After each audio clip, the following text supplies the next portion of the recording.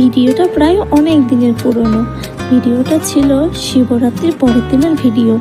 শিবরাত্রির পরের দিন আমাদের পাতালেশ্বরের শিব মন্দিরে অনুষ্ঠান হচ্ছিল, তাই ভাবলাম একটু ঘুরে আসা যাক।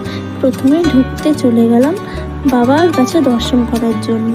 তো বাবার মন্দিরটা এত সুন্দর ফুল দিয়ে সাজিয়েছে, কি বলবো, খুব সুন্দর লাগছে দেখতে।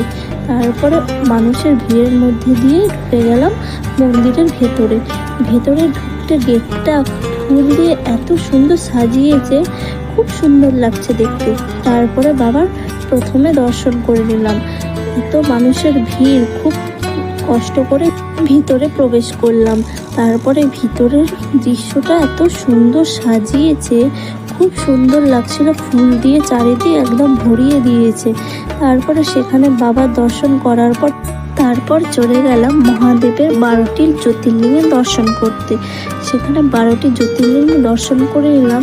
তারপরে সেখান থেকে বেরিয়ে মহাদেবের এই সুন্দর দৃশ্যটার দর্শন করে নিলাম।